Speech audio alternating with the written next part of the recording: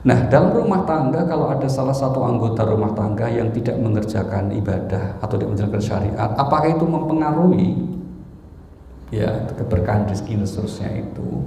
Yang mengerjakan aja kadang mempengaruhi, Pak, apalagi tidak mengerjakan gitu. Artinya apa? Artinya itu berarti menjadi salah satu jenis ujian rumah tangga tersebut. Tapi tetap kita berusaha berhusnudzon.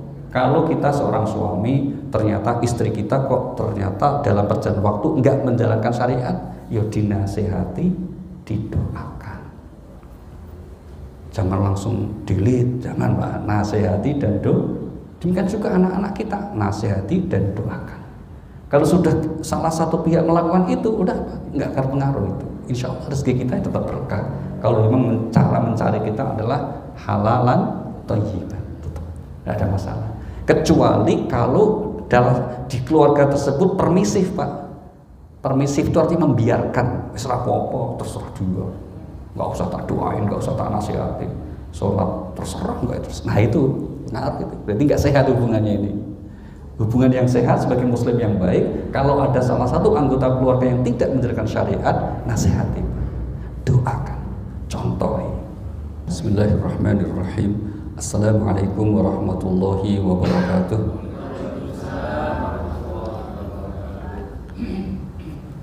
Saya salamnya semangat, jawabnya kok lemes ya. Assalamualaikum warahmatullahi wabarakatuh.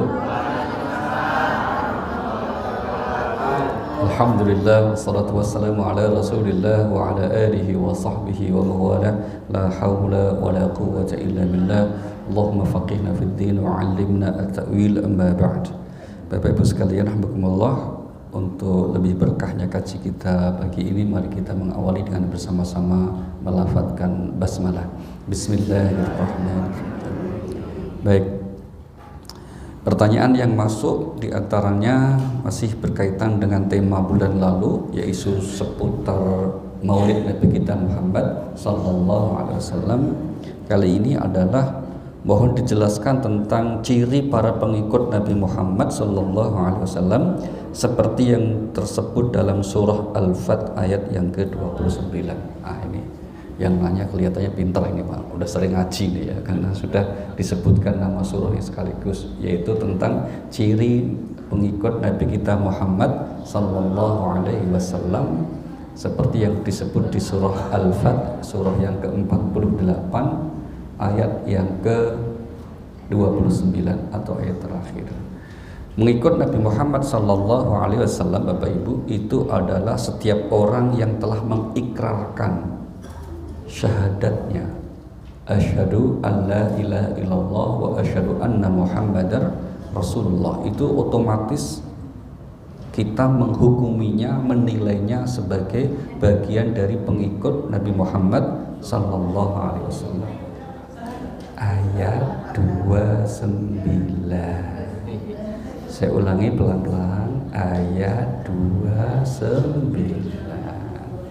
Ibu ya.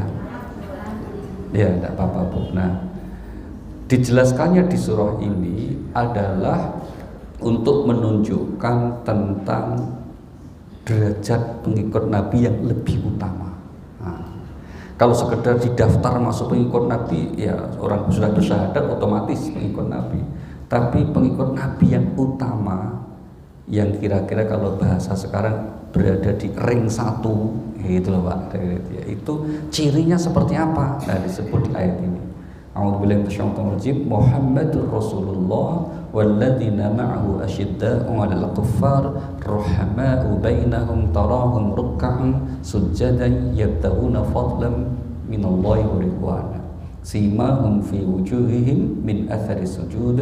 Dzalika mathaluhum fit Taurah wa mathaluhum fil Injil. Ya, agak panjang Ibu ya. Langsung aja, Bu. Terjemahnya.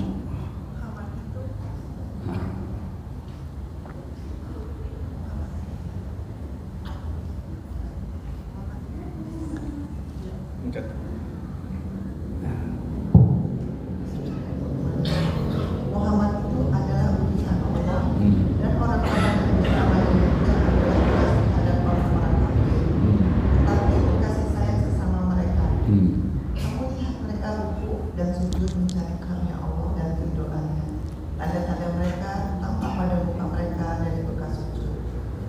Demikianlah sifat-sifat mereka dalam Taurat dan sifat-sifat mereka dalam Injil, yaitu seperti tanaman yang mengeluarkan tunasnya, maka tunas itu menjadikan tanaman itu kuat, lalu menjadi besarlah dia dan tegak lurus di atas pokoknya. Tanaman itu menyenangkan hati penanam-penanamnya, karena Allah tidak meninggalkan hati orang-orang kafir dengan kekuatan orang-orang mukmin. Allah menjanjikan kepada orang-orang yang beriman dan mengerjakan amal yang soleh di antara mereka ampunan dan pahala yang besar. Iya, terima kasih Bu. Kok bacanya agak sedih itu? Masih ngantuk atau belum sarapan atau menghayati ayat? Pak Pohan monggo di depan Pak. Biasanya beliau di depan. Monggo Pak. Nah, apa di sini Pak? Gak ada Pak Tatang Pak. Ini di sini Pak. Nah, kira-kira gitu. Monggo. Baik, mari kita mulai Bapak Ibu. Ayat ini ada di surah Al-Fath. Surah Al-Fath itu 29 ayat, keseluruhan ayatnya kategori Madaniyah. Artinya turun ketika Nabi sudah berhijrah. Maka karakternya agak berbeda. Kalau ayat-ayat ini dari awal sampai akhir bicara tentang seputar peperangan, tentang orang kafir, bagaimana Nabi dan kaum mukmin meraih kemenangan begitu, karena memang ayat ini, surah ini turun ketika Nabi sudah berhijrah ke Madinah. Itu satu. Yang kedua, ayat ini dimulai dengan firman Allah, Muhammad itu utusan Allah. Nah, kita tahu di Al-Quran Bapak Ibu, kita tidak temukan ayat di mana Allah memanggil Nabi Muhammad SAW itu dengan panggilan langsung, sebut nama, nggak ada. Seperti nabi-nabi yang lain. Karena nabi yang lain kan ada, ya Adam, uskun anta, ya Nuh, ya Ibrahim, ya Musa, ya Isa. Tapi kalau untuk Nabi Muhammad nggak ada. Yang ada mesti panggilan terhadap statusnya yang dikasihi oleh Allah, ya ayyuhan nabi, ya ayyuhar rasul. Maka wahai nabi, wahai rasul, itu maksudnya Nabi Muhammad SAW. Kadang kondisinya ya ayyuhal muzammil, ya ayyuhal muttathir, itu Nabi Muhammad. Nah, kalau toh disebut nama, langsung kemudian mesti ada status penghormatannya di situ. Maka Muhammadun aba ahadim min rijalikum walakin Rasulullah wa khataman nabiyyin. Langsung disebut. Seperti halnya di ayat ini Allah langsung mengatakan Muhammad itu Rasulullah, utusan Allah. Kenapa? Karena begitu besarnya cinta Allah kepada Rasulullah SAW, Nabi kita itu. Bahkan saking cintanya itu ya, kita sudah jelaskan pada pertemuan yang lalu, Allah Subhanahu wa Ta'ala itu seringkali kalau menegur tidak langsung manggil, wahai Nabi jangan begini, jangan begitu. Kadang disindir saja itu. Contoh misalnya ketika Nabi menegur Rasulullah karena telah telah bermuka masam ketika ada seorang yang buta berdatang, yaitu Abdullah bin Umi Maktum. Nabi agak kurang berkenan, langsung ditegur oleh Allah. Tegurannya apa? Abasa wa tawalla. Dia bermuka masam dan berpaling. Allah tidak berfirman, wahai Nabi jangan bermuka masam, enggak. Tapi dia hanya disindir gitu. Tapi karena Nabi juga hatinya penuh kasih sayang, sudah paham, disindir pun ngerti gitu, bahwa yang dimaksud itu aku. Maka beliau sadar, langsung meninggalkan dan memeluk Abdullah bin Maktum. Karena begitu besar sayangnya Allah kepada Rasulullah SAW. Maka ibu-ibu kalau sayang kepada suami lagi tidur pengen dibangunin, sindir saja, dia lagi tidur. Nah, bangunnya jangan langsung bangun. Oh, itu kurang sayang. Tapi katakan dia lagi tidur. Saya jamin nggak bangun. Dibangunin aja nggak bangun, apalagi disindir ya Bu ya.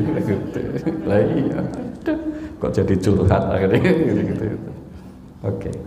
Kemudian yang kedua, Muhammad Rasulullah ini menunjukkan Bapak Ibu betapa Nabi itu dalam konteks sebagai seorang Rasul, maka yang harus kita ikuti ya risalahnya itu. Maka disebutnya Muhammad Rasulullah. Maka perintah taat di Al-Quran, taatilah Allah, taatilah Rasul, bukan taatilah Muhammad. Ayatnya itu tidak ada. Taatilah Allah, taatilah Muhammad, nggak ada. Taatilah Rasul. Ini berarti apa? Hal yang berkaitan dengan risalah itulah yang harus kita taati, ikuti. Tapi yang tidak berkaitan dengan risalah, misalnya kemanusiaan Rasul, bagaimana beliau menjalani kehidupan sebagai seorang manusia biasa, sama seperti kita. Karena Al-Quran juga mengatakan, aku ini sama seperti kamu dalam sisi kemanusiaan. Coba lihat surah nomor 18 ayatnya yang ke-110. Qul innama ana basyarum mislukum yuha ilayya annama ilahukum ilahu wahid. Iya, surah 18 Al-Kahfi ayat 110. Terakhir, silakan. Bismillahirrahmanirrahim. Katakanlah Muhammad, sesungguhnya aku ini hanya seorang manusia seperti kamu, yang telah menerima wahyu bahwa sesungguhnya Tuhan kamu adalah Tuhan yang Maha Esa. Maka barang siapa mengharap pertemuan dengan Tuhannya, maka hendaklah dia mengerjakan kewajiban dan janganlah dia mempersekutukan dengan sesuatu pun dalam beribadah kepada Tuhannya. Katakanlah wahai Nabi, sesungguhnya aku ini manusia seperti kamu. Dalam hal apa? Basyariah, biologis, kemanusiaan. Kita tidak beda dengan Rasulullah, sama-sama manusia. Nabi kita bukan malaikat, apalagi jin, tapi adalah manusia seperti kita. Itu maksudnya persamaannya seperti itu. Meskipun perbedaannya juga sedikit, Bu. Kita dengan Nabi itu bedanya cuma sedikit. Kalau Nabi itu sedikit makan, kita sedikit-sedikit makan. Nah, itu bedanya sedikit. Nabi itu sedikit tidur, kita dikit-dikit tidur. Nah, itu kan perbedaannya cuma sedikit ya. Kira-kira itu. Nah, itu dalam konteks bahwa Rasulullah adalah utusan Allah Subhanahu wa taala, maka diungkap di ayat ini. Kemudian ciri pertama pengikutnya atau yang membersamainya kan dikatakan walladzina ma'ahu, dan orang-orang yang bersamainya itu siapa cirinya? Yang pertama asyidda'u 'alal kuffar, yang bersikap tegas terhadap orang-orang yang kafir dalam kurung yang memusuhi. Kenapa? Satu, karena ayat ini turun ketika memang sedang dalam situasi peperangan. Yang kedua, kenapa kita tafsirkan orang-orang kafir yang memusuhi? Karena nanti kita lihat ayat yang lain di mana Allah Subhanahu wa taala tidak melarang kita itu bermuamalah, kita itu berinteraksi, kita itu bergaul dengan orang-orang non-muslim yang tidak memusuhi. Gitu ya Pak. Jadi yang disebut bersikap tegas terhadap orang kafir itu orang kafir yang memusuhi. Mari kita lihat surah nomor 60, surah nomor 60, surah Al-Mumtahanah ayat yang ke-8. Allah berfirman, ya surah 60 ayat yang ke-8. La yanhaakumullahu 'anil ladzina lam yuqatilukum fid-din. Ayat 8, ayat 8. Walam yukhrijukum min diyarikum an tabarruhum wa tuqsitu ilaihim innallaha yuhibbul muqsitin. Surah 60 Al-Mumtahanah ayat yang ke-8.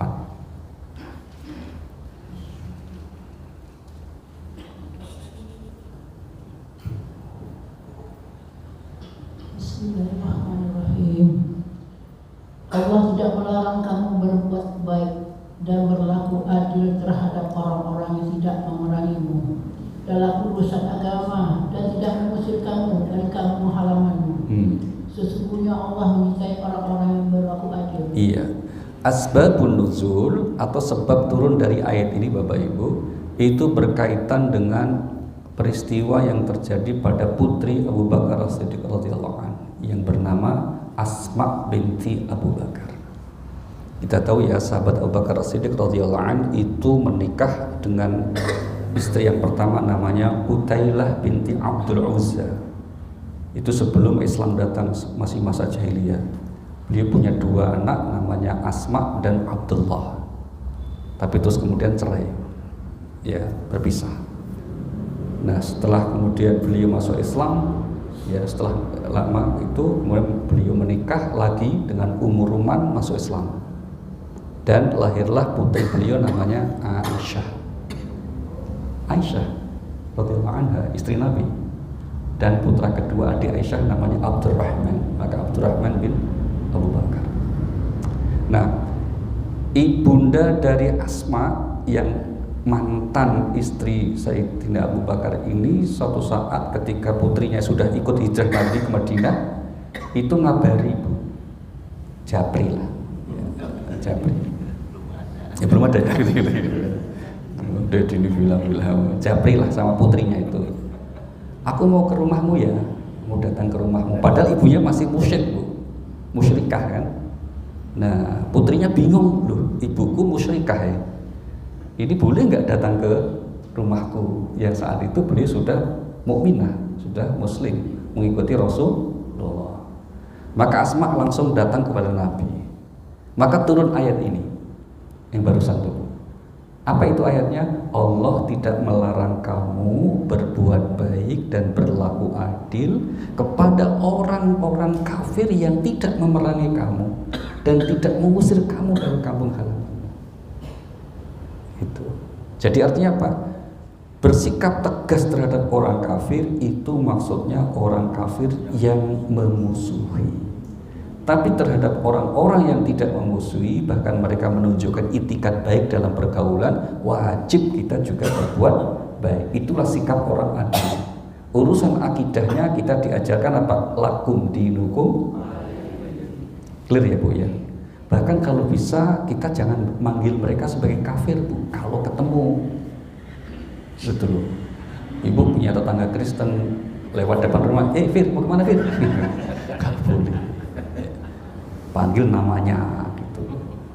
Atau kalau misalnya Bang Dedi jadi ketua RT, sambutan warga ya mengenalkan itu, warga kami yang terhormat, baik yang muslim maupun yang kafir. Oh jangan begitu. Jangan begitu. Muslim maupun yang non muslim. Gitu ya. Jadi usulan penggunaan istilah non muslim untuk menggantikan kata kafir itu bukan ingin mengganti Al-Qur'an atau terjemahan Al-Quran, bukan, tapi ini usulan dalam berinteraksi, dalam bergaul. Kalau ayatnya tetap ikul ya ayyuhal, ya wahai orang-orang kafir, tidak usah diganti wahai orang-orang non muslim, tidak usah, itu tetap orang kafir aja gitu. Tapi biarlah itu tertulis di Al-Quran, kita yakini. Tapi kalau berinteraksi gitu, di komplekku itu ada muslimnya ya 80%, 20% kafir. Oh enggak, jangan begitu. 20% non muslim. Paham ya Bu ya? Jadi bedakan antara sikap keyakinan kita yang disebut di dalam Al-Quran dan hadis dengan sikap ketika kita bergaul. Ini terkadang ayatnya berbeda. Bukti lainnya bahwa dalam konteks kita berperang itu hanya kepada pihak yang memusuhi, ini disebut di surah nomor 22 ayatnya 39. Inilah ayat yang pertama kali turun kenapa Rasulullah diizinkan berperang. Surah Al-Hajj 22 ayat 39. Udzina lil ladzina yuqataluna bi annahum zulimu wa innallaha 'ala nasrihim laqadir.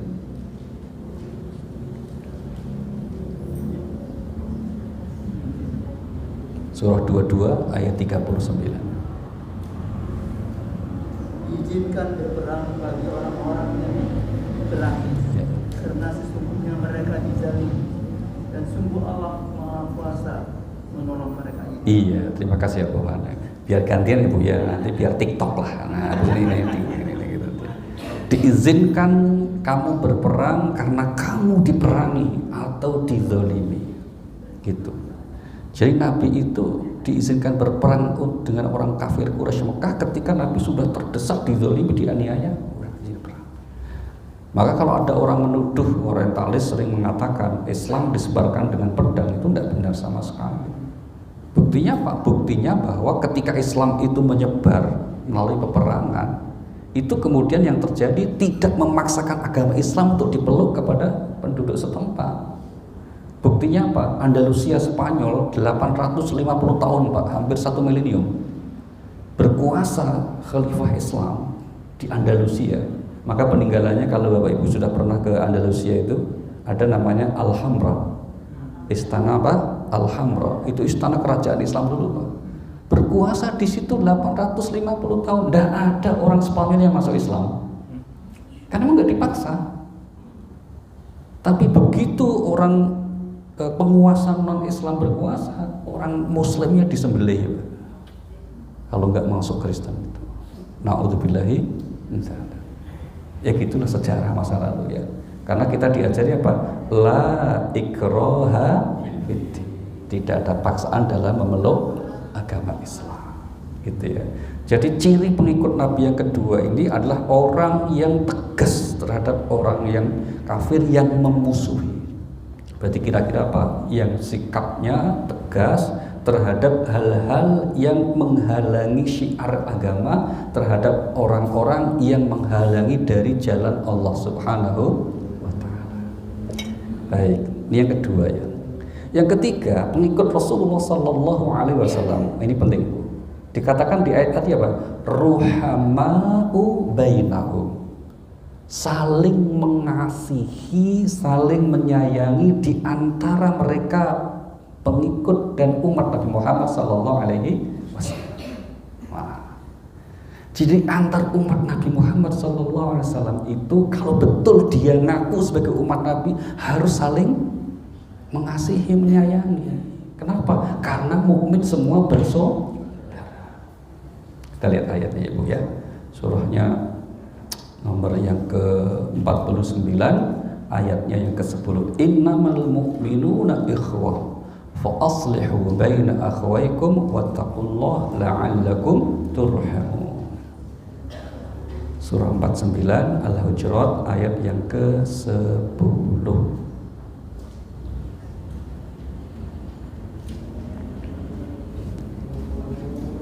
Sesungguhnya orang-orang mukmin itu bersaudara, karena itu dinamakanlah antara kedua saudaramu yang berselisih. Ya, monggo diulang, Pak.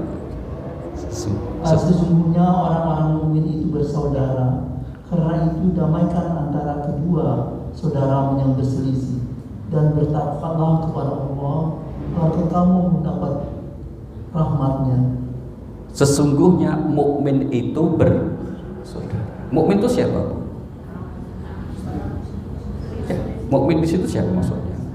Muslim, pengikut Nabi Muhammad sallallahu alaihi wasallam yang sudah mengikrarkan asyhadu alla ilaha illallah. Itu mukmin. Kita ini semua bersaudara. Rukun iman kita berapa, Bu? Rukun 5, di diskon itu mana? Rukun iman 5 itu. Emang diskon ya, Bu? Rukun iman berapa? 6. Rukun Islam 5. Rukun iman, rukun Islam kita semua sama nggak, Bu? Sama. Kelompok manapun, manhaj apapun, aliran apapun, kalau ngaku Muslim pengikut umat Nabi Muhammad pasti sama rukun iman Islamnya itu. Ya sama. 5 Islam, rukun iman. Artinya apa? Kita itu banyak kesamaannya gitu. Maka kalau ada perbedaan itu bukan prinsip, bukan perbedaan yang penting, itu perbedaan-perbedaan kecil-kecil saja. Maka jangan sampai perbedaan yang kecil ini kemudian memutuskan hubungan yang pokok, yang prinsip. Maksud hanya gara-gara beda capres, gitu ya, berantem sesama umat Nabi Muhammad, nggak boleh. Atau beda masalah khilafiyah, kok berantem sesama umat Nabi Muhammad. Kita sedih. Di Pakistan ini kebetulan ada mahasiswa kami lagi S2 di sana. mengabarkan dan juga memang ada beritanya di media mainstream ya. Kemarin pas Maulid Nabi ada bom bunuh diri ya Bu, 58 orang meninggal. Pelakunya siapa? Pelakunya kelompok yang menganggap bahwa Maulid Nabi bid'ah, maka dibom itu. Sedih gak itu? Luar biasa. Bagaimana mungkin orang yang mengaku sebagai umat Nabi Muhammad membunuh sesama umat Nabi Muhammad dengan hadis Nabi Muhammad? Kan mereka berpegang pada hadis Nabi Muhammad kan, kullu bid'atin dhalalah kan, itu kan, itu kan hadis Nabi. Hadis ini dipakai untuk membunuh sesama umat Nabi Muhammad. Gendeng gak itu? Ya, kok gendeng apa ya? Harusnya beda itu biasa aja. Beda itu apa? Biasa aja. Wong kita terikat sesama sebagai umat Nabi gitu loh.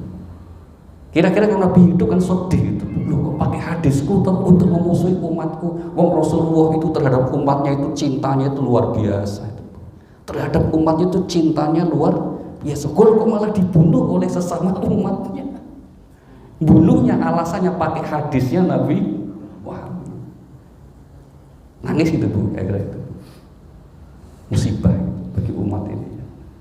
Maka kita belajar ya Bu, termasuk di masjid kita itu belajar untuk apa? Menghargai perbedaan.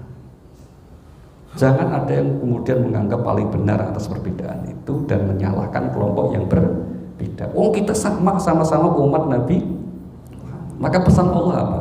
Mari kita lihat Bu, surah nomor 3 Ali Imran ayat 103. Allah berfirman, wa'tasimu bihablillahi jami'a wa la tafarraqu. Wa'tasimu bihablillahi jami'a wa la tafarraqu. Surah Ali Imran ayat yang ke-103. Wadhkuru ni'matallahi 'alaikum idh kuntum a'da'an fa'alafa baina qulubikum fa asbahtum bi ni'matihi ikhwana. Ayo, monggo. Ibu, gantian Ibu. Pak Puhan kasih kesempatan Ibu.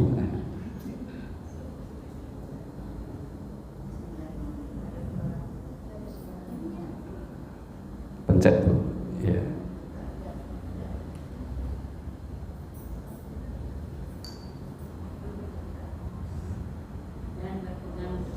Pencetnya nggak keras tuh Bu. Ibu-ibu.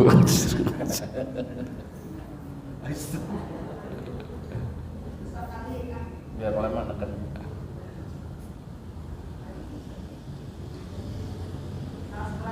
Iya. Nggak bisa ya.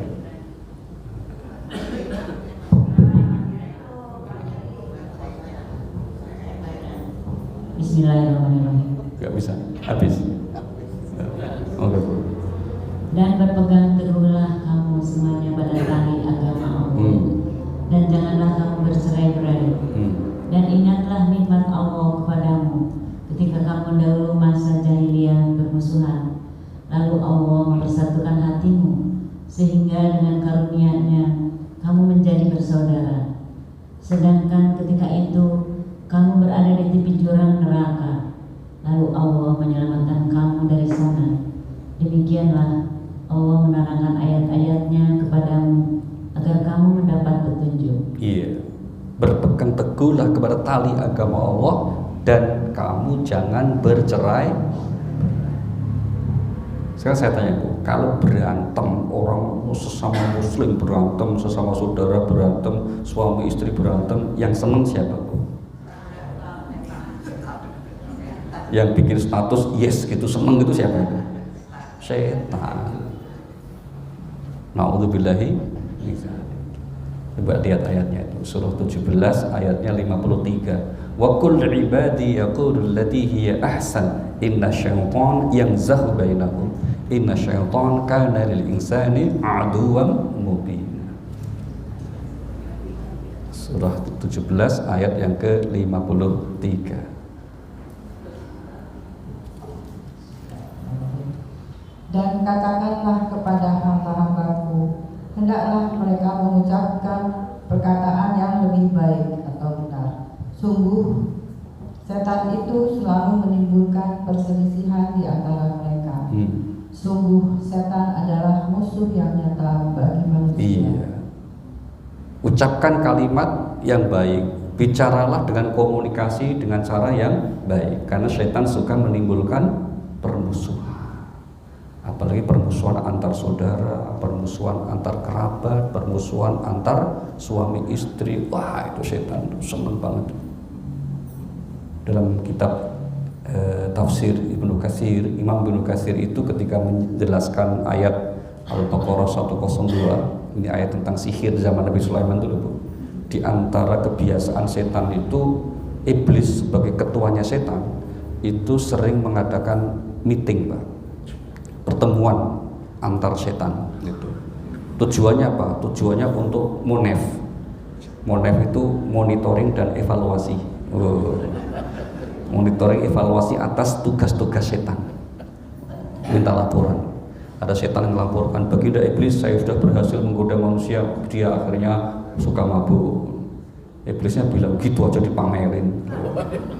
Baginda iblis, saya sudah menggoda manusia, akhirnya mereka mencuri, nyopet. Alah, gitu aja juga disombongkan. Ada setan yang lapor, baginda iblis, saya telah berhasil menggoda suami istri, akhirnya kerjaannya mereka berantem terus. Iblis langsung pelotot. Lanjut, gimana? Mereka terus berantem, baginda. Bahkan istri saya mengucapkan cerai gitu. Itu setan yang kayak gitu langsung suruh duduk di sampingnya, duduk di sini. Langsung dikasih jempol, mantap kamu gitu. Udah serius itu, nanti silakan dicek itu kitab tafsir itu. Saya pas baca itu ya ketawa, gitu ya. Maka kalau saya mau agak sedikit ngegas sama istri itu, ingat hadis itu gak jadi ikut. Nanti seneng setan itu sih saya. Maka jangan berantem sama istri ya, Bang. Penting gitu. Kalau istri cerewet itu biasa, termasuk galak ya biasa. Gak usah terlalu diambil hati. Namanya juga bawaan orok gitu ya. Gitu. Istri cerewet itu tanda sehat. Alhamdulillah. Istri pendiam, lola, nggak sehat itu. Iya, pendiam, lola, diam aja, nggak sehat itu. Masalah itu. Ada suami komplain, Bu. Bilangnya apa? Pak, istri saya itu alhamdulillah pendiam, Pak. Cuma saya nggak kuat apa-apa itu. Seminggu COD 6 kali gitu.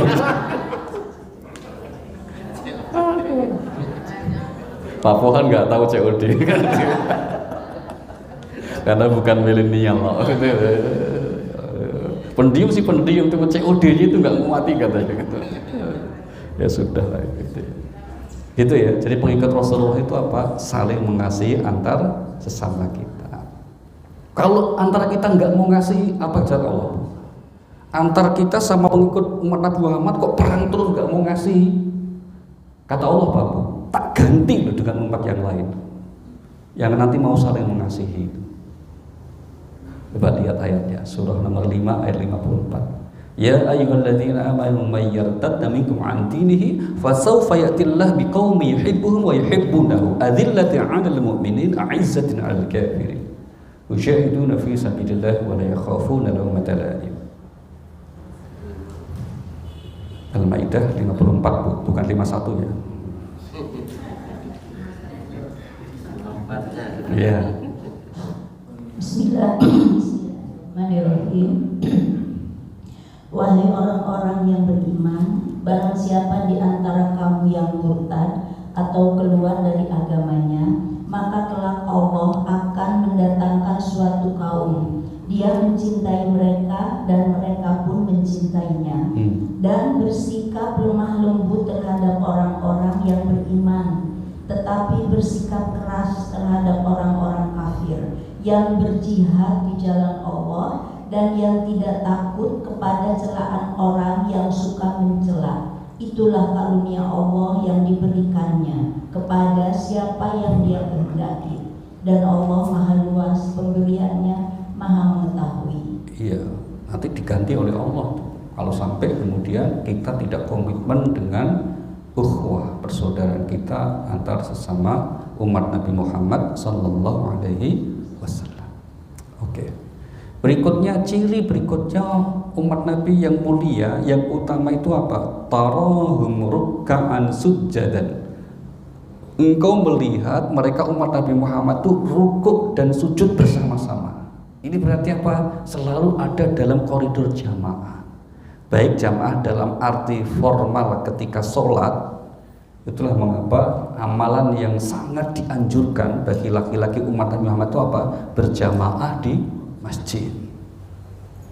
Bahkan dalam mazhab Imam Ahmad itu hukumnya wajib bagi laki-laki itu sholat fardu di masjid berjamaah, gitu ya. Dalam mazhab Imam Syafi'i itu sunnah muakkad. Ada perbedaan, tidak apa-apa. Di antara dalilnya apa? Di samping ayat ini ada juga satu ayat lagi yang dijadikan dalil oleh mazhab Imam Ahmad, yaitu apa? Surah Al-Baqarah ayat 43. Wa aqimus shalah wa atuz zakah warka'u ma'ar. Surah Al-Baqarah ayat 43, surah 2. Iya, ayat 43.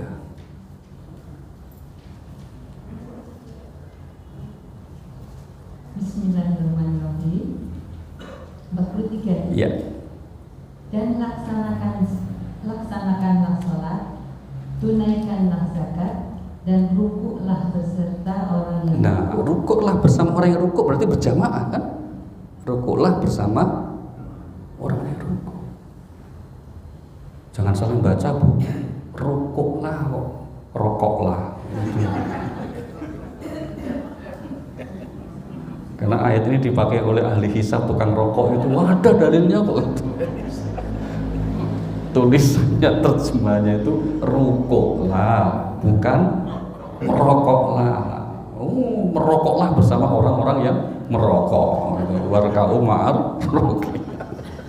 Kacau itu namanya. Tidak boleh gitu melesetin ayat itu. Ya, baik. Jadi apa? Artinya kita sangat dianjurkan untuk selalu dalam koridor untuk berjamaah, tidak memisahkan diri dari jamaah. Sama tadi itu. Karena kekuatan kita itu ya ketika jamaah itu. Bayangkan kalau kita sesama umat Nabi Muhammad ini di Indonesia bersatu, di seluruh dunia bersatu. Selesai itu Pak. Israel nggak ada apa-apanya. Kan Israel itu berapa juta sih penduduknya? Berapa? Penduduk Israel itu berapa? Tahu nggak? 10 juta. Cuma 10 juta. Sampai ke DKI ini aja kan. Negara Arab itu yang bangsa Arab itu yang terpecah dari 23 negara itu 250 juta. Nggak usah dilawan pakai senjata, pipis saja banjir itu udah. Ya, kalau mereka bersatu, cuma ya karena terpecah belah seperti itu mudah diadu domba. Bayangkan itu negara-negara Teluk Arab itu terpecah jadi 23 negara kecil-kecil gitu. Akhirnya nggak kuat ngelawan itu. Ada yang malah minta bantuan kalau perang sama temennya. Ingat ya, apa yang disebut mereka orang-orang yang tidak menyukai agama Allah ini seringkali kalau untuk misalnya menyetop supaya orang Islam murtad susah. Untuk supaya mereka orang Islam ini murtad susah. Kalau tahu ada yang ikut paling karena alasan ekonomi kan. Ya kan. Yang dilakukan akhirnya apa? Divide et impera. Yaitu apa? Melakukan adu domba. Itu kelakuan biasa orang munafik dulu. Kita tahu sebab turun tadi surah Al-Imran 103 tadi. Suku Aus dan Khazraj di Madinah diadu domba oleh orang-orang Yahudi Madinah sebelum Islam datang. Ketika Nabi datang disatukan lagi. Dan kebiasaan itu masih berlaku sampai sekarang, bahkan sampai kiamat. Maka hati-hati. Jangan sampai kita itu mau diadu. Maka biasakan potensi perbedaan jangan dijadikan sebagai alasan untuk bermusuhan. Termasuk misalnya dalam konteks politik kita berbeda partai, berbeda pilihan capres, harusnya nggak musuhan, santai aja gitu. Apalagi terus live group, jangan, biasa aja. Wong di atas ya biasa aja, mereka juga biasa. kelihatan kenceng itu kalau di media. Kalau udah nggak di media, mereka ngobrol-ngobrol ya ngopi-ngopi, udah bareng-bareng gitu. Lah saling nanya, pidato apa ya? Bagus gitu. Bukti mereka itu nggak serius bersih dalam konteks tidak bermuasa itu apa? Ya bisa kan, hari ini koalisi sama ini nggak dapat bagian, pindah koalisi sini, biasa. Ya kita jangan mau diadu-adu seperti itu. Na'udzubillahi. Yang rukun ya Bu ya, setuju ya? Damai ya, iya, damai rukun, enak. Enak itu sarapan makan ya enak. Gitu. Kalau makan enak, sarapan enak, tidur juga enak, betul nggak? Bukti tidur enak itu apa, ngaji aja tidur, enak gitu. Alhamdulillah. Oke ya. Kemudian berikutnya, pengikut Nabi itu digambarkan yabtahuna fadlan minallahi wa ridwana. Semua rangkaian hidupnya itu semata-mata untuk mengharap ridha Allah Subhanahu wa taala. Itu baru pengikut Nabi Muhammad SAW. Apalagi kalau di Al-Qur'an misalnya apa? Mari kita lihat ayatnya, Bu. Ciri orang yang mengharap ridha Allah itu apa? Tahu cirinya seperti apa? Surah 76 ayat yang ke-9. Innama nut'imukum liwajhillah la nuridu minkum jazaa'an wala syukura. Surah 76 Al-Insan atau Ad-Dahr ayat yang ke-9. Ayat 9. Ayat 9.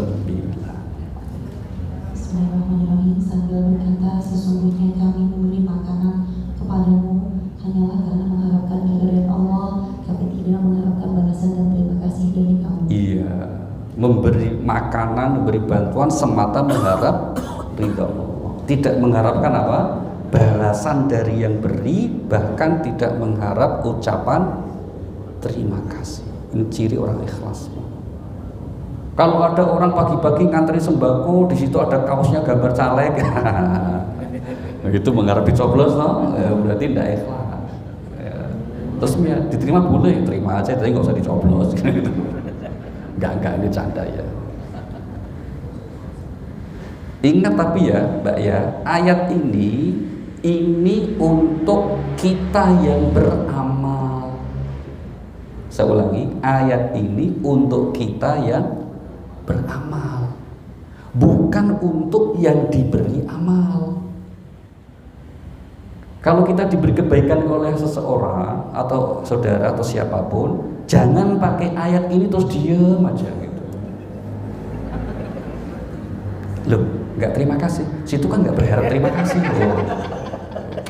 Itu nggak paham tuh. Kalau kita diberi amal itu pakai hadis Nabi, apa itu? Yang tidak pandai berterima kasih dengan sesama berarti tidak pandai bersyukur kepada Allah. Itu. Jadi pakai dalil itu beda, Pak. Saya ulangi, kalau kita menjadi orang yang memberi, sudah ikhlas saja mengharap ridha Allah, mau dipuji, mau terima kasih nggak usah dipikirin. Gitu. Tapi kalau kita diberi, ya harus pandai berterima kasih meskipun yang memberi tidak ingin mengharap terima kasih. Itu etikanya dalam Islam begitu. Dalil tuan rumah beda dalil tamu, jangan dipakai sama. Tamu yang baik itu tidak tomak ngarep-arep disuguhi oleh tuan rumah. Dulu kami waktu mondok itu sama kiai saya kalau diajak berkunjung ke pesantren atau ke rumah tokoh begitu, diajak mampir dulu Bu ke restoran. Biar kenyang, terus biar kamu nggak tomak ngarep-ngarep nanti nunggu-nunggu. Kan besok dulu kan zaman tahun 90-an jauh perjalanan, kalau pakai mobil jauh gitu mesti. Sebelum dekat rumah diajak mampir restoran, makan dulu, biar nggak tomak, nggak berharap-harap nanti. Ya kan, nanti apalagi kalau nggak dikasih, waduh itu, sini sudah keroncongan kan, nggak keluar, giliran keluar nggak cocok, wah ya tambah masalah itu. Dalil tuan rumah berusahalah untuk menghormati Rasulullah dulu terhadap ahlu sufah. Ahlu sufah tahu ya? Ahlu sufah itu orang yang ketika hijrah bersama Nabi Bu nggak punya kerabat, nggak punya keluarga, nggak punya apapun, maka mereka tinggal di masjid. Itu namanya ahlu suffah. Ada kurang lebih 60 orang. Nama-nama besar seperti Abu Dzar al-Ghifari, Abu Hurairah, Salman al-Farisi, Bilal bin Rabah, Suhaib ar-Rumi. Ini nama-nama besar sahabat Nabi yang termasuk golongan ahlu suffah. Itu Nabi selalu bilang begini, perjanjian sama mereka itu, terhadap sahabat yang mampu, kalian punya makan berapa di rumah? Kalau cukup untuk 2 orang, ajak mereka 3. Kalau cukup untuk 4, ajak mereka 5. Supaya apa? Supaya kemudian itu berkah. Dan suatu saat betul. Akhirnya itu apa? Sahabat Abu Bakar itu ngajak 3 orang. Itu kemudian tamunya ahlu suffah ini disuguhi makan, terus makan. Tapi terus kemudian nggak berani lanjutin. Kenapa? Setiap makan itu makanannya langsung nambah. Jadi diambil itu nggak berkurang gitu, malah nambahnya 3 kali. Itu karomahnya ahlu suffah. Begitu ya. Maka kemudian ya mereka kadang-kadang berebut untuk ngajak makan tuh berebut. Ngajak makan atau mengirim makanan terus mojok begitu, ini berebut mereka. Saking yakinnya akan keberkahan rezeki dari setelah memberi ahlus suffah.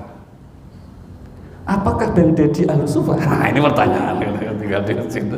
Sambil Deden ya mana siapin kopi gini kok gitu ya. Nggak kekurangan, apalagi tiap sore disiapin makanan sendiri. Alhamdulillah. Itu ya. Jadi apa itu? Mereka semata-mata mengharap ridha Allah Subhanahu wa taala. Ada yang bertanya begini. Kalau kita beramal mengharapkan sesuatu kepada Allah, Pak, misalnya supaya kita diberikan kelancaran rezeki, usaha, maka kita minta doa anak yatim. Anak kita mau ujian, kita mengundang anak yatim untuk doa, itu boleh nggak itu? Pertanyaannya, apakah itu masuk kategori ikhlas atau amal yang ada pamrihnya? Jawaban kita apa? Jawaban kita adalah bahwa tentu saja itu boleh, karena meskipun ada pamrih, tapi pamrihnya kepada Allah, gitu loh, nggak masalah, boleh-boleh saja. Kalau yang nggak mau sedekah, nanti nggak ikhlas, wah itu pelit. Ya tak, nggak apa-apa. Wong memang kita itu diajarkan oleh Al-Quran begitu, hadisnya juga begitu. Man jaa bil hasanati falahu asyru amsalihha. Barang siapa yang beramal 1 amal kebaikan dibalas berapa? 10 kebaikan. Akhirnya kita berkeyakinan kalau saya beramal nanti dibalasi oleh Allah minimal 10 kebaikan. Wah bagus, nggak apa-apa, boleh saja. Kalau saya mengirim makanan ke Nurul Hidayah 100 bungkus nanti dibalas oleh Allah nilainya sampai 1000, kan 10 kali lipat kan. Niat seperti itu nggak apa-apa. Wong itu memang janji dari Allah. Memang ada yang baru mau beramal setelah dijanjiin seperti itu. Meskipun ada orang yang kemudian beramal aja, nggak usah nunggu-nunggu. Ini boleh-boleh juga. Itu bukan suatu aib, apalagi kesalahan, nggak apa-apa. Ya silahkan ya Bu ya, misalnya ada acara agenda mengundang anak yatim, ya bagus. Gitu. Undang pengurus masjid untuk makan di rumah, ya bagus. Gitu. Apalagi pulang dikasih kresek, itu, wah itu bagus. Nggak apa-apa. Rabi'ah itu kan wanita ulama yang sangat masyhur karena takwanya kepada Allah, cintanya kepada Allah. Itu kadang-kadang pakai kalkulasi gitu Bu. Suatu sore beliau puasa sunnah, punya minuman sama 2 butir kue untuk buka.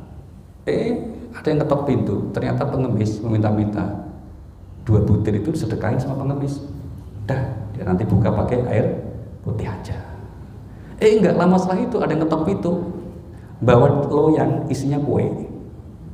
Langsung sama Bu Rabiah diterima itu. Oh, terima kasih, bilang sama bosmu ya. Tapi sebentar dibawa masuk Bu, dihitung. Kata Rabiah, maaf, ini salah orang. Maksudnya apa Bu? Bilang sama bosmu salah orang. Enggak, ibu kan Bu Rabiah. Iya, tapi bilang aja sama bosmu salah orang. Yang nganter bingung Bu, langsung bilang sama bosnya, bos katanya salah orang. Maksudnya enggak tahu itu kuenya dibawa masuk katanya salah orang. Loh, kok hilang 2? Tadi itu kuenya jumlahnya 20 Bu, kok tinggal 18 gitu loh. Kata bosnya, ini kenapa 2 ini? Tak makan bos di jalan tadi. diambil sama yang nganter. Lapar juga nganter kan, jauh-jauh gitu kan. Kamu kasih lagi, pas 20 diantar lagi. Bu, ini dari bos saya, Bu. Oh iya, dihitung. Oh 20 Mas. Yang hitung, yang nganter langsung bingung tuh. Maksudnya apa sih, Bu? Tadi kok diantar yang pertama Ibu tolak gitu. Kata beliau, Allah itu sudah janji yang beramal 1 kebaikan pahalanya 10. Aku tadi itu sudah sedekah 2 kue, harusnya balasannya 20. Nah kok 18, ini mesti masalah itu. Yang nganter langsung jujur, maaf Bu, aku yang makan gitu. Aslinya sudah 20, mentoknya itu kayak gitu. Tapi ya bagus itu, bagus, nggak apa-apa untuk begini kan. Orang kali itu kalau sudah intensif istiqomah itu sama Allah itu ya dekat gitu loh, santai gitu loh, kayak friend gitulah kira-kira gitu, nggak perlu tegang gitu. Kadang-kadang kita ini sama Allah itu kan hubungannya tegang banget. Ya Allah, kadang-kadang sudah tegang terus kemudian nggak sopan juga sama Allah itu. Kalau berdoa, ya Allah banyak sekali dosaku. Ngapain ngaku gitu gitu? Ya Allah banyak sekali dosaku. Allah jawabnya apa? Udah tahu. Gitu ya, tidak usah berlebihan, biasa aja. Kira-kira begitu. Baik, apalagi pengikut Nabi cerita tadi Bapak Ibu. Yabtaguna fadlan minallahi wa ridwana. Nah, yang kelima cirinya simahum fi wujuhihim min atharis sujud. Engkau lihat mereka di wajahnya Bu ya. Ingat, wujuh bukan di jidat, di wajah ada bekas sujud. Ya, ciri pengikut Rasulullah itu di wajahnya ada bekas. Kenapa kok nggak disebut di jidatnya atau di wajahnya? Karena yang dimaksud di sini bekas sujud ini bukan sesuatu yang hitam di dalam jidat kita. Tapi seandainya ada yang begitu ya monggo saja. Tapi itu bukan ukurannya. Ada bekas itu, tenang aja Mbak, nggak apa-apa gitu. Tetap insya Allah pengikut Nabi Muhammad juga lah begitu. Gitu. Tapi apa yang dimaksud bekas tanda sujud di wajahnya itu artinya apa? Artinya pengikut Rasulullah itu hatinya penuh kasih sayang sehingga nampak di air mukanya. Tutur katanya, ucapannya lembut, wajahnya selalu ceria, mencerminkan dia orang yang pandai bersyukur. Kan bahagia tuh Bu. Allah dan Rasulnya itu kira-kira senang kalau kita bahagia atau sedih? Bahagia. Maka jangan sering-sering menampakkan kesedihan. Jangan. Allah dan Rasulnya itu nanti itu kaget. Loh, kenapa sih hambaku satu ini kok sedih banget? Wong sudah diberi fasilitas semua hidup, sudah diberi anugerah yang luar biasa, kok masih sedih bahkan stres? Kan aneh kan itu. Kenapa? Enggak boleh. Apalagi yang ahli masjid suka kajian di masjid juga boleh. Kajian kok kelihatan sedih, stres, nggak boleh. Kenapa? Nanti nggak ada yang mau ke masjid. Nggak usah ke masjid. Apa? Wih, sih orang stres itu. Harus kelihatan bahagia, harus kelihatan kita pandai bersyukur. Meskipun ada masalah, ya, namanya hidup mesti ada masalah. Hidup ada ujian, itu bawaan hidup. Banyak ujian itu bawaan hidup. Banyak cucian, laundry, itu. Ya, mau jadi umat Nabi Muhammad itu apa? Harus kemudian menampakkan. Itulah mengapa ciri orang yang imannya kuat, syariatnya istiqomah, itu apa? Akhlaknya yang mulia. Maka Rasulullah dipuji karena memiliki akhlak yang mulia. Baik, udah. Kemudian pada akhirnya Allah menyatakan simahum fi wujuhihim athari sujud dzalika mathaluhum fit Taurat wa mathaluhum fil Injil. Itulah ciri yang telah Allah sebutkan di Taurat dan juga di dalam Injil, yaitu apa? Seperti orang yang menanam satu tumbuhan, tumbuh terus apa tadi? Berkembang. Kalau bahasa Jermannya ngremboko. Wah, berkembang luar biasa. Dan inilah yang terjadi sekarang Bapak Ibu. Semua ahli sepakat tidak ada agama di dunia ini yang perkembangannya seperti Islam cepat sekali, nggak ada. Kita kan termasuk agama yang terakhir. Sebelumnya sudah ada agama, tapi sekarang kita menjadi agama yang tercepat perkembangannya. Belum terbanyak sih, kalau terbanyak masih 2 gabungan antara Kristen Katolik, itu masih 2,3 M. Kita baru 1,9 gitu ya. Tapi diprediksi tahun 2030 sudah hampir dekat, 2050 udah lebih. Itu janji Allah di dalam Al-Qur'anul Karim. Maka kita bersyukur kok kita ditakdir Allah jadi bagian dari umat Nabi Muhammad sallallahu alaihi wasallam. Alhamdulillah. Oke, itu pertanyaan yang pertama. Baik, sebelum saya lanjutkan, mungkin ada yang langsung disampaikan, kami silakan. Silakan Pak Boan. Sebenarnya masalah ikhlas. Kalau orang itu memberikan santunan kepada anak yatim dan minta supaya didoakan almarhum orang tuanya dan sebagainya. Selama ini saya beranggapan bahwa dia itu tidak semua ikhlas. Ada keterkaitannya untuk imbalan. Yang paling lebih baik yang bagaimana Pak? Apakah itu tidak, Bapak sudah menyerahkan tidak ada masalah seperti itu, tapi apakah tidak lebih baik kalau memberikan sesuatu yang benar-benar pure diberikan tanpa mengharapkan apa-apa? Bagaimana? Baik, terima kasih. Terima kasih. Dalam sebuah hadis Rasulullah Sallallahu Alaihi Wasallam, ini Pak dalilnya ya Pak ya, yang kami sampaikan tadi itu. Ini hadis sahih, Bapak Ibu nanti bisa cek kalau punya buku, namanya Riyadhus Shalihin. Ya, Riyadhus Shalihin, karangan Imam An-Nawawi. Dalam kitab Riyadhus Shalihin itu dikutip sebuah hadis sahih yang menceritakan tentang apa? Yang menceritakan tentang dikabulkannya doa orang-orang yang sedang punya masalah. Ada 3 pemuda yang tersesat di dalam gua ya Pak. Terus guanya tertutup oleh batu besar, sehingga ketiga ini nggak bisa keluar sama sekali. Akhirnya bertiga ini masing-masing mengingat-ingat apa amalan yang kira-kira menurut dia ikhlas sekali. Akhirnya yang pertama berdoa, ya Tuhan, saya pernah menjaga orang tua saya. Saat itu saya keluar untuk mencarikan susu segar untuk orang tua saya, tapi saya pulang telat. Sampai malam ternyata orang tua saya sudah tidur. Maka saya tidak tidur nungguin orang tua saya bangun, karena saya tidak enak untuk membangunkan. Ya Allah, sekiranya itu adalah amal yang Engkau terima, tolong beri solusi masalah saya. Maka batunya terbuka dikit, Bu. Tapi belum bisa keluar. Maka orang yang kedua berdoa lagi dengan menyebut keutamaan amalnya. Dia ingat-ingat apa amal yang paling ikhlas dia lakukan. Maka dia katakan, ya Tuhan, saya pernah dalam posisi ada saudara perempuan saya itu minjam uang, kan dia sangat terpaksa.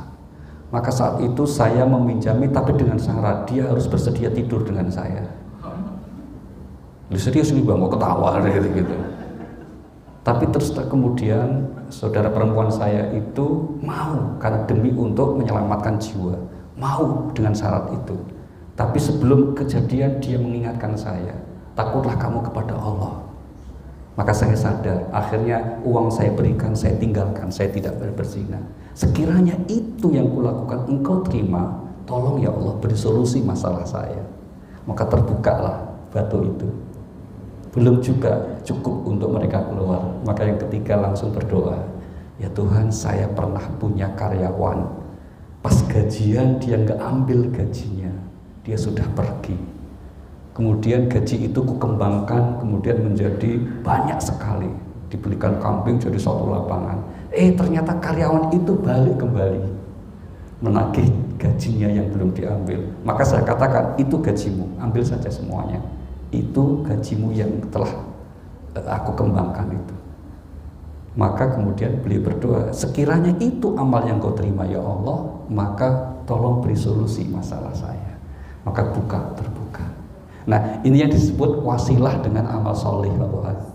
Berdasarkan hadis inilah para ulama kemudian mengatakan kita kalau berdoa kepada Allah untuk orang tua kita misalnya dengan wasilah amal soleh berupa sedekah kepada anak yatim, sedekah kepada fakir miskin, beramal kepada masjid itu boleh, bahkan baik-baik saja. Ini di antara dalilnya gitu. Jadi kalau dikasih address alamat dengan niat ya Allah semoga kebaikan amal jariah saya kepada anak yatim itu nanti kemudian menjadikan orang tua saya diampuni kesalahannya, diterima amal baik, bagus, boleh-boleh saja ya, itu boleh saja berdasarkan hadis Nabi Shallallahu Alaihi Wasallam seperti itu. Dan itu kita meyakini orang tua sangat senang sekali mendapat kiriman persembahan dari anak-anak yang masih di dunia. Berarti apa? Ini putra-putranya termasuk birrul walidai, anak-anak yang berbakti. Dan amal doa dengan amal soleh itu lebih cesplem, Pak. Ya, lebih cesplem itu lebih apa? Iya, lebih mustajab lah daripada sekedar kita. Ya itu bagus juga, Allahumma firli wali walidayya warhamhum kama rabbayani, bagus juga itu. Mendoakan begitu atau membaca Al-Fatihah ila hadrat untuk orang tua kita, bagus juga itu. Tapi kalau kita dengan amal soleh, wah itu lebih top, lebih mantap lah, kira-kira begitu. Jangan begitu, tapi ini bukan riwayat. Jadi satu salahnya begini, contoh kecil. Ada seorang anak ini yatim, bapak ibunya sudah meninggal. Dalam sebuah riwayat itu diceritakan, dia sakit, Bu. Suatu saat bernazar, saya nazar kalau saya sembuh, saya akan bekerja keras untuk cari nafkah dan setiap nafkah yang saya peroleh di hari Kamis akan saya sedekahkan untuk orang tua saya yang telah meninggal. Wah itu kebiasaan terus. Suatu saat hari Kamis nggak dapat rezeki, maka nggak bisa menunaikan nazar tuh, nggak bisa. Oh nggak dapat rezekinya, apa yang bisa sedekahkan? Akhirnya datang ke seorang ulama untuk minta solusinya. Saya punya nazar. Nazar kan jatuhnya wajib, tapi saya nggak bisa menunaikan nazar itu. Gimana solusinya? Kata si ulama, kamu ke pasar. Di situ kan banyak orang jual buah itu, Bu. Buah macam-macam itu, buah segar itu. Kan ada bekas-bekasnya itu yang dimakan yang apa itu, kulit-kulitnya itu. Kamu bersihkan, kamu berikan makanan ke binatang, ke kambing atau apa. Oh, betul, dilaksanakanlah pesan itu, langsung kemudian dia cari kulit-kulit semangka yang bagus, dibersihkan, kasih kambing. Menurut cerita, malamnya si anak itu mimpi. Dalam mimpinya bapak ibunya datang sambil memeluknya dan mengucapkan terima kasih anakku, kamu hari ini ngirim semangka seger sekali gitu. Percaya boleh, nggak percaya nggak apa-apa. Kan ini bukan rukun iman gitu ya. Tapi kita meyakini bahwa hal seperti itu baik untuk dilaksanakan, untuk diamalkan. Jadi itu apa? Doa dengan wasilah amal soleh. Gitu Bapak. Terima kasih. Oke, baik. Lagi yuk. Silakan Pak.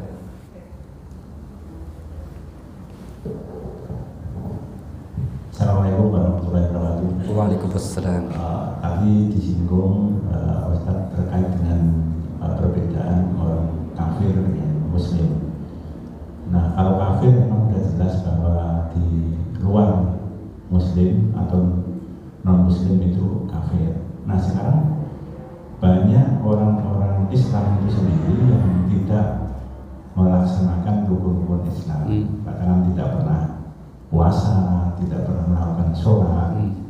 Nah itu apakah termasuk golongan orang kafir? Kemudian bagaimana kalau dalam satu keluarga itu misalkan suami istri, yang satu tidak pernah melakukan rukun Islam, puasa enggak, kemudian ibadah sholat juga enggak, apakah itu berpengaruh terhadap kehidupan rumah tangga, terutama kaitannya dengan rezeki dan lain sebagainya, dan keberkahan. Yang kedua, Ustaz, pertanyaan saya, bagaimana kalau kita misalkan menghadapi orang tua yang sudah usyur? Nah, orang tua ini susah untuk dinasihati.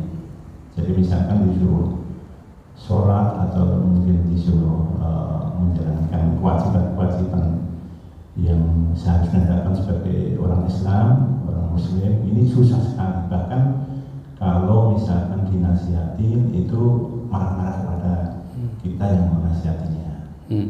Demikian. Baik, terima kasih. Wassalamualaikum warahmatullahi wabarakatuh. Waalaikumsalam warahmatullahi wabarakatuh. Terima kasih Pak. Ya, ini pertanyaan bagus sekali dan mungkin banyak dialami di antara kita ya. Termasuk ini curhatan ya.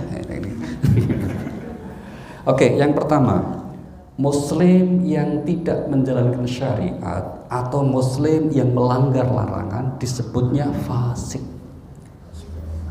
Disebutnya apa? Fasik, bukan kafir, Pak. Meskipun perbuatannya perbuatan kafir, tapi disebutnya sebagai fasik. Dan kalau dia meninggal, tetap kita perlakukan sebagai seorang Muslim yang ada fardu kifayahnya kepada kita yang hidup. Tetap kita mandikan, kafani, sholati, kuburkan. Itu ya Pak ya. Pernah ingat nggak kisah yang ada di Lampung yang meninggal di Australia? Dia orang transgender. Dia ini orang transgender Pak. Ya operasi kelamin, ya jadinya laki-laki terus perempuan, meninggal. Nah karena transgender pulang ke Lampung ke asal daerahnya, orang Lampung nggak ada yang mau nyolati. Padahal dia Muslim, tidak ada yang menyolati karena menganggap itu melakukan dosa besar. Akhirnya apa? Kedengaran Pak, karena itu viral. MUI Pusat ngirim tim di MUI Pusat Jakarta, ngirim tim untuk apa? Menyolati dan menguburkan.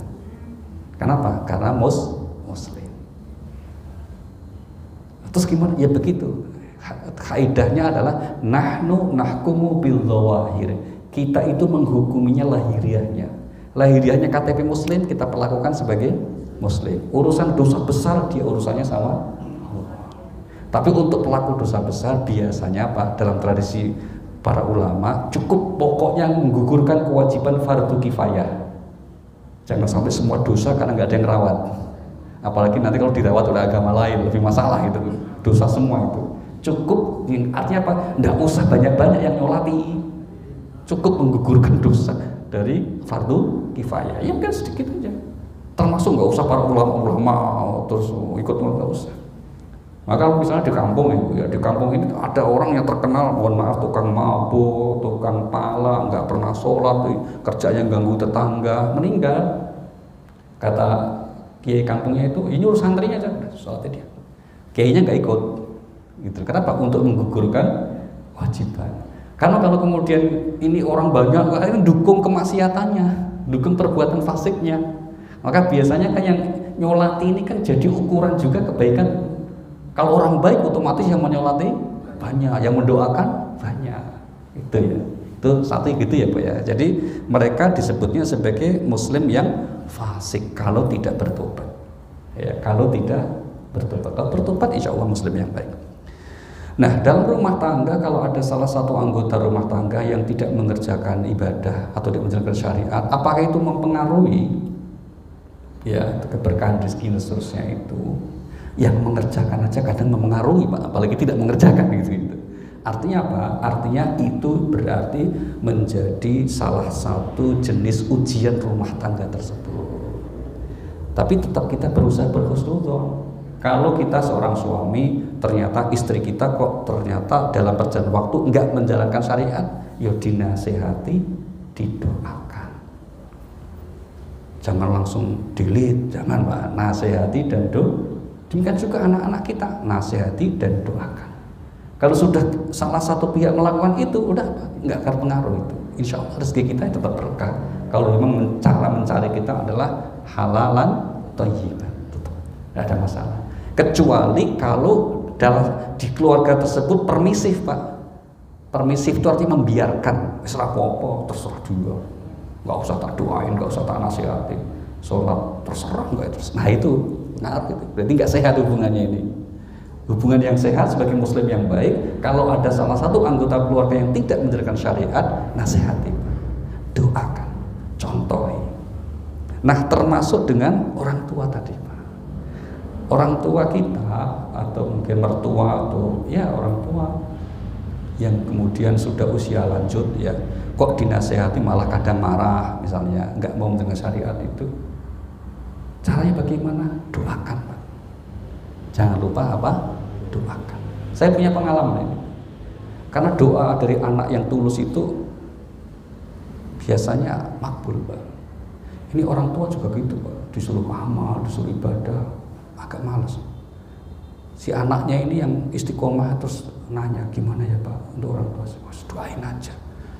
Jangan sering-sering nasihati lah, karena udah tahu ada di sana, udah sepuh tuh, udah tahu. Tapi lebih banyak apa? Doakan. Menjelang wafatnya apa yang terjadi? Wah, menjelang wafat tuh rajin sholat, rajin sekali sholatnya. Bahkan ketika sudah dipasangnya alat-alat itu masih ingat itu. Udah isya belum Pak, ya diingetin dia lagi isya. Sholat. Sholat isya nggak hanya sekali, sholat lagi. Nggak lama itu wafat langsung. Kadang-kadang seperti itu. Maka jangan putus. Nah pertanyaannya, kenapa kita harus tetap mendoakan atau tetap menasehati kalau itu orang yang layak dinasihati, yaitu keluarga kita, istri atau anak kita? Jawaban di Al-Quran, inni ma'dziratan ila rabbikum wa la'allahum yattaqun. Supaya saya punya alasan di hadapan Tuhan nanti, ya Allah, saya sudah mendoakannya, saya sudah menasehatinya. Itu alasan kita, Pak. Maka jangan dibiarkan, tetap kita nasihati dan doakan. Meskipun hasilnya enggak sesuai harapan kita, kata Allah apa? Supaya kita itu nanti punya alasan di hadapan Allah. Ya Allah, tugas saya selesai. Saya sudah menasihati, mencontohi dan mendoakan. Maka enggak akan kena pertanggungjawaban lagi. Itu yang harus kita lakukan ya Pak ya. Namanya untuk menguatkan kesabarannya, saya kasih salah satu tipsnya gampang Pak. Sederhana, agar kita sabar ngadepin orang tua yang susah diajak untuk sholat. Anggap beliau itu victim. Victim itu artinya korban salah asuhan dari orang tua sebelumnya. Maka kita nggak maksa. Victim Pak, victim korban. Korban artinya victim itu korban. Ya kan? Beliau ini kenapa udah tua kok nggak sholat? Karena dari dia memang nggak sholat. Dari kecilnya nggak diajari oleh orang tuanya. Maka ada kesalahan generasi sebelumnya juga itu, sehingga kita tidak kemudian menyalahkan sepenuhnya kepada beliau. Kenapa jadi begini? Ya karena orang tuanya dulu nggak ngajari. Maka kita jadi malah apa? Empati kemudian. Ya sama, ya kasihan dulu nggak diajari, akhirnya jadi seperti itu. Kasihan jadi ya gitu. Di satu sisi kita bersyukur kok kita diajari oleh orang tua kita untuk ibadah, maka alhamdulillah. Sehingga kita bisa berempati, tidak marah-marah terus itu. Tua enggak sholat, apalah. Wah, enggak begitu ya itu. Tapi apa, kita bersimpati. Karena beliau tidak mengerjakan itu, memang sejak kecil tidak diajari, tidak dicontohi, dan boleh jadi juga tidak didoakan supaya istiqomah dalam ibadahnya. Maka akhirnya kita bisa memahami, oh iya ya sudah korban. Nah kita dan anak kita jangan sampai kan gitu kan Pak. Maka ambil hikmahnya. Berarti apa? Ajak anak kita untuk selalu taat. Maka senang saya kalau ada pengajian, ada anak kecil juga ikut. Ini bagus ini, bagus. Kadang-kadang kemudian main sendiri, nggak dengerin ngaji, nggak apa-apa. Yang penting duduk di sini. Kadang-kadang matanya malah lari keluar, nggak apa-apa. Bahkan kalau pas sholat anak-anak sering lari-lari di masjid, nggak apa-apa. Namanya juga anak. Ibunya lari-lari itu masalah. Kalau anaknya nggak apa-apa. Namanya juga anak. Gitu. Oke Pak, terima kasih turun. Baik Bapak Ibu, satu lagi mungkin. Jangan Bu.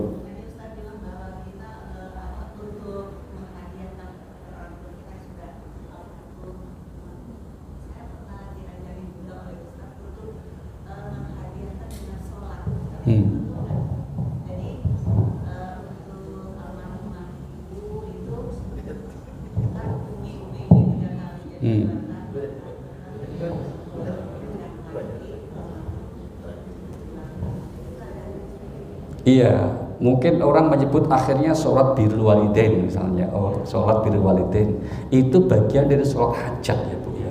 Nah, boleh, tidak apa-apa. Karena hajatnya intinya kita untuk mendoakan orang tua. Boleh-boleh saja, bagus-bagus saja. Kita sholat hajat, kita tilawah Al-Quran, kita bacaan zikir yang lain atau amal-amal soleh yang lain, monggo saja. Itu bagian dari namanya wasilah dengan amal soleh. Amal soleh yang berkaitan dengan langsung hablum minallah seperti sholat, zikir, tilawah Al-Quran, khatmil Quran, itu bagus-bagus saja. Atau amal soleh yang berkaitan dengan hablum minan nas seperti sedekah, infak, fakir miskin, anak yatim, semua kita jadikan wasilah untuk kita berdoa kepada Allah juga baik-baik saja. Itu ya Bu ya. Insya Allah itu akan diterima oleh Allah Subhanahu wa Ta'ala. Ada yang fanatis juga diterima katanya gitu. Ya monggo aja. Silakan Bu.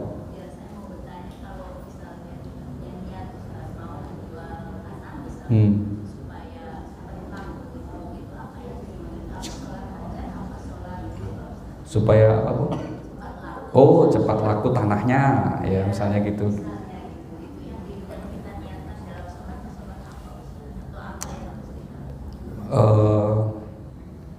Kita tidak punya resep yang satu ya Bu ya.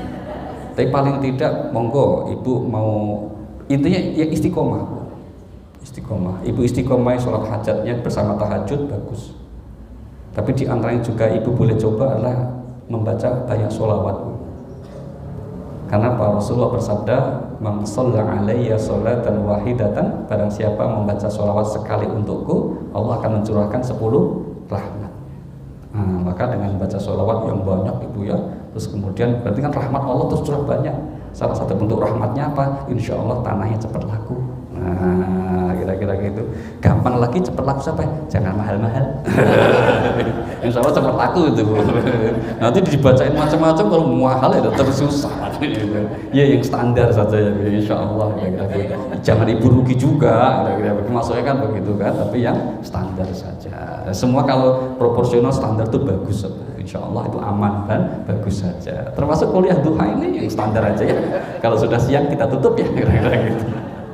Baik, sebelum Bang Deden akan menutup, mari kita berdoa bersama, memohon kepada Allah Subhanahu wa Ta'ala dengan baca ilmu kitab. Mungkin ada kerabat keluarga yang sakit, semoga Allah beri kesembuhan. Yang sedang punya kesulitan hidup, semoga Allah mudahkan.